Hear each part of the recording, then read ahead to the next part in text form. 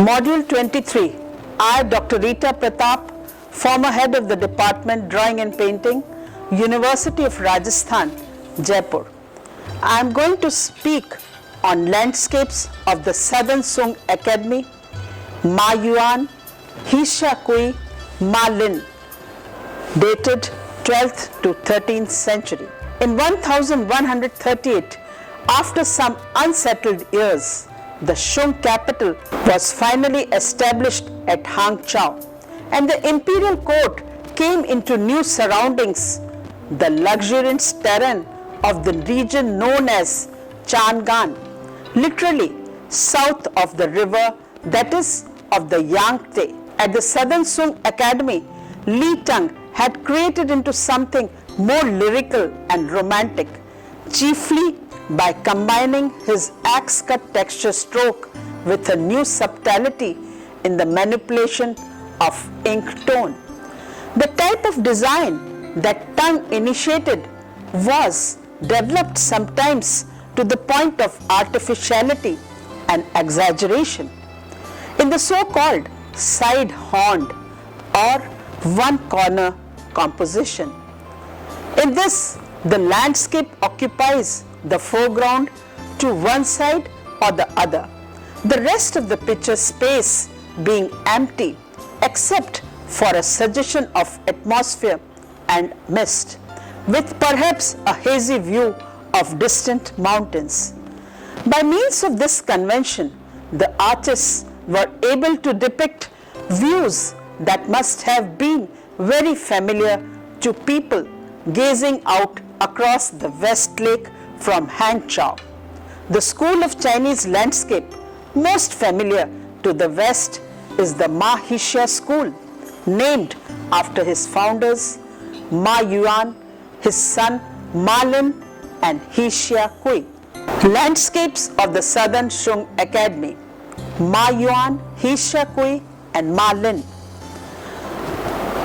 In 1138, after some unsettled years, the Shung capital was finally established at Hangzhou, and the imperial court came into the new surroundings, the luxuriant terrain of the region known as Chang'an, literally south of the river, that is of the Yangtze.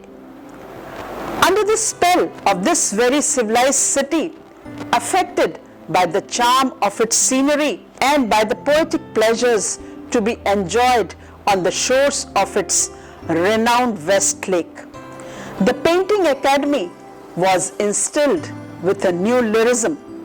The rugged peaks and windswept plains of the northern school were ill-suited to this gentler mood.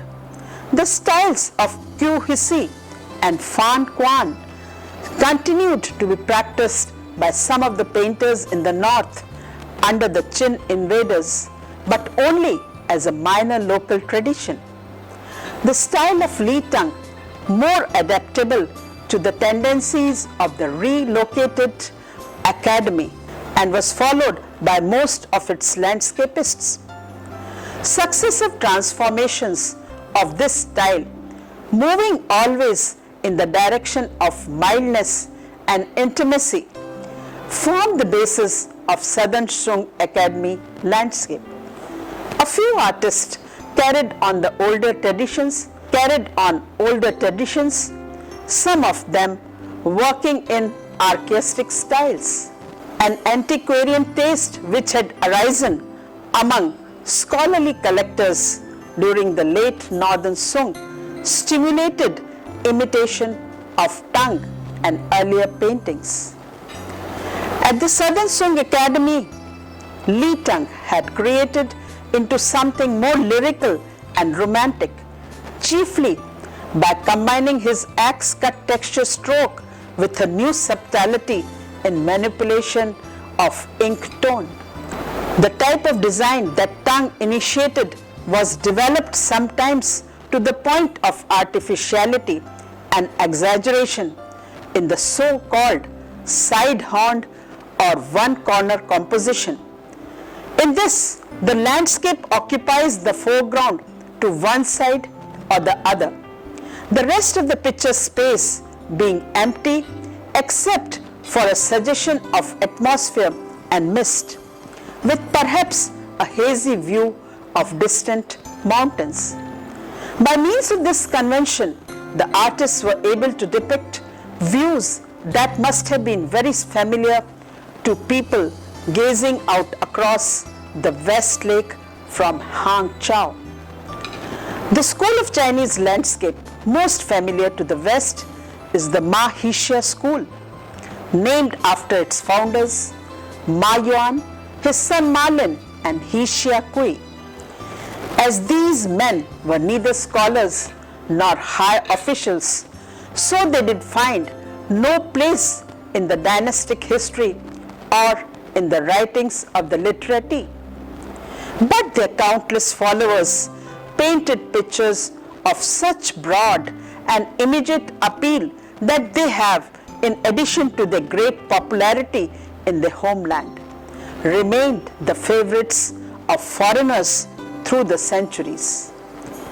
Thousands of works by followers and few originals by Ma and Hixia themselves were carried abroad by travelers and merchants, first to Korea and Japan and later to Europe and America, where imitations were imitated and became the model for the whole school of landscape. Ma Yuan belonged to a family of painters. His father, grandfather, and great-grandfather had all served in the academy, and the evolution of the style that he brought to maturity may have taken place largely within this family tradition. Yuan became painter in attendance under the Emperor Quan Tusung, who reigned from 1190 to 1094, received the golden girdle under his successor Ning Tusung, and was still there when Li Tusung ascended the throne in 1225.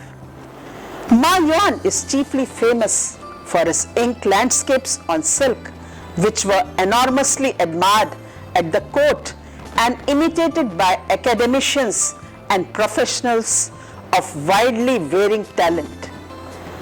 Playing the lute in moonlight is a hanging scroll belonging to early 13th century and in the National Palace Museum, Taichung, Taiwan. This picture is worth appreciating. His other creations on fan paintings is bare willows and distant mountains and a sage under a spreading plum tree. This is a fan and it is in the Museum of Fine Arts, Boston. This painting is one of the loveliest and most surely genuine of many such works attributed to him. The axe-cut tusun, or the distant ridge, and the firm drawing of the tree trunk both recall Li Tang, but the poetic vision is Ma Yuan's own. The painting is not too obviously a one-corner composition, but it is in every other respect typical of Ma Yuan's period. The atmosphere of the lake shore as the evening air cools is suggested by mist hanging in the distant trees. The first hint of spring by the tremulous droop of the bare willows branches silhouetted against the sky. Silence and loneliness by the solitary fisherman returning to his cottage at the water edge. The theme of Ma Yuan's signed album painting is titled Walking on the Mountain Path in Spring, is painted in ink with light colors on silk. It is in the collection of Palace Museum, Taichung, Taiwan. This is the same as that of the larger scale of work by his son Ma Lin. The conscious enjoyment of nature, a scholar walking with his servant on a path along a stream bank stops momentarily to watch the two orioles in the wind-blown willow. A verse couplet is written at the right. Brushed by his sleeveless wild flowers danced in the wind. Fleeing from him, the hidden birds cut short their song. The picture is a distillation of mood, everything in it subservient to the production of a well-defined effect. Ma Yuan envelops his subject in an aura of feeling with an extreme economy of means, relying upon the emotional association of his images and the evocative power of the emptiness surrounding them. A scholar and his servant on terrace. This is also an album leaf, ink and light colors on silk, and at present in the C.C. Wang collection, New York. The album leaf owned by C.C. Wang is unsigned, but is one of a pair, the other of which bears an apparently Guinean signature. Ma Yuan here employs his most typical composition, that is, the delicate gradations of ink tone. He opens behind a sharply drawn foreground group of middle distance, bounded by the aim silhouettes of leafy trees, and a limitless void beyond that. The gaze of the viewer is inevitably drawn back into this void, moving from the material world to one without substance. And the universal human proneness to associate space with spirituality gives to the experience a touch of mystical. Both these paintings of Ma Yuan art are typical in their composition, which earned him the nickname One Corner Ma from his contemporaries. Ma Yuan's another hanging scroll, titled Landscape in Rain. It is also ink on silk, belonging to Southern Song dynasty and at present in the Seikado Library, Tokyo. It is a vertical composition where two fragile pine trees with fantastically elongated and twisted branches here project dramatically into space, their prominence exemplifying the painter's new approach. More characteristic of Ma's developed style is found in the bamboo and ducks by rushing stream. This is a hanging scroll, ink and slight colors on silk, belonging to Southern Song dynasty and at present in the collection of Cleveland Museum of Art. Regarding this painting, one can speak of the systematic balance or rather tension of space against form, mystery against sharp explicitness.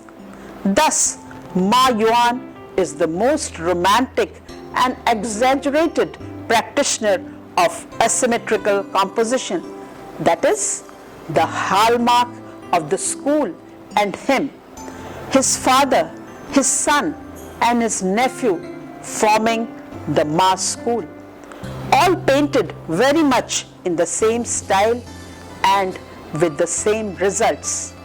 Hixia Kui, the second master of the lyric style, his name is always coupled with that of Ma Yuan as co-founder of the Ma Hixia school of landscape painting. In the early years of the 13th century, Hixia was prominent academician. He too received the golden girdle under Nin Tusung. At his best, he was considered a more vigorous and daring painter than Ma Yuan. Two distinct styles are associated with his name. One of these appears is a fragment of a longer scroll, 12 views from a thatched hut. This is also a section of a hand scroll, ink on silk, belonging to Southern Song dynasty and at present in Nelson Etikan Museum of Art, Kansas City. This scroll has only 4 views, now remains, that is, the flying geese over distant mountains, returning to the village in mist from ferry, and the clear and sonorous air of the fisherman's flute, and lastly the boats moved at night in a misty bay. This hand scroll is, in a way, much more sophisticated than any hand scroll of the Northern Shung period. The brushwork completely in ink. There is no color. Forms are simplified. Tree trunks are indicated by heavy thick outlines that seem also to model them in the round. Rocks and mountain sides are treated as plains indicated by washes. Distant objects are misty and simplified to an almost abstract, hazy pattern, a technique of some significance in the later development of a spontaneous approach to landscape. Hsia Kui is also famous for another manner, more directly Northern Shung style, and very much respected and admired in China. This is best seen in his long hand scroll, a pure and remote view of streams and mountains. This is also done on paper with ink. It is a section of a hand scroll belonging to Southern Shung dynasty and at present in the Palace Museum collection, Taichung. This hand scroll, without doubt, is the greatest and supreme surviving masterpiece in the whole of Ma Hsia school. In fact, that it is painted on paper instead of silk allows the brilliance of the brushwork to be appreciated. The fire and energy of Hsia Kui's brush is sustained throughout the scroll's great length of over 32 feet. Dry strokes applied with a slanting brush for rock surface. The foliage done with a split brush. What the Chinese praise most highly, however, is Hsia Kui's control of ink values, from the subtlest washes to the richest black. The modeling of rocks in broad, powerful axe-cut tucson, an expression of the solid mass in terms of vivid highlights and dark areas, owe much to Li Teng and Qiu Hisi. It is said that the landscapes of Ma Yuan and Hsia Kui found their way to Japan. Ma Lin, the master of the school who has been mostly unjustly treated, is Ma Lin, son of Ma Yuan. He began his career overshadowed by 4 generations of famous ancestors. His father, the story goes, was no anxious for Ma Lin to attain an eminent position in the academy, that he sometimes signed Ma Lin to his own works, hoping to enhance the son's reputation. But judging from extant works of Ma Lin, he was quite capable of standing alone. In addition to the superb listening to the wind in pines. This is with seal and dated 1246. It is a hanging scroll, ink and colors on silk, and at present in the Palace Museum collection, Taichung. The aesthetic scholar of this picture, too self-conscious to enjoy the true relaxation of the drunken poet in the other, sits in a tense posture, striking a listening pose with a sideward glance directed at his boy attendant. The elegant lines of the rocks, stream, and distant mountains, the consummate refinement of form in the pine tree, belong to a world which exists within his mind. He is surrounded in the picture not by nature itself, but by a projection of his emotional response to it.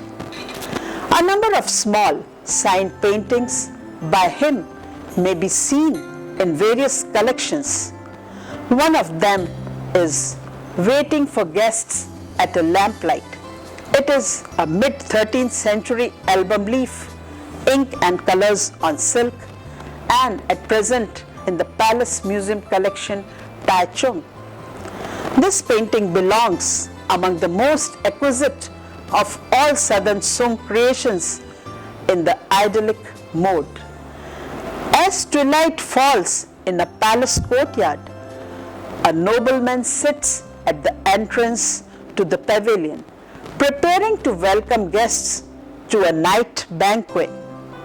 Servants outside stand ready to light candles along the path between flowering trees. Color is used with unusual effectiveness in imparting the feeling of this moment. A yellow moon in dusky blue-green sky, blue hills, a glow of yellow lamplight under the eaves, pale green leaves and violet blossoms on trees. The Chinese title of the picture refers to verses by the tongue poet Li Po on a theme which must have suited the spirit of the Hangzhou court in these last declining decades of the dynasty. Since life is so brief, it suggests we must light candles and make the most of the hours of darkness. The fragrance of spring clearing after rain. It is a mid-13th century painted album leaf, ink and light colors on silk, and at present in the Palace Museum collection, Taichung. This picture of trees, bamboos and briars growing in disorderly profusion on the bank of a stream. Mist drift over the marshy ground and among the trees. An aged and twisted plum tree growing from between rocks put forth new buds. The painting thus anticipates development in the Yuan and later dynasties, where there was no longer to be any fixed relation between a style and an expressive uses to which it was put.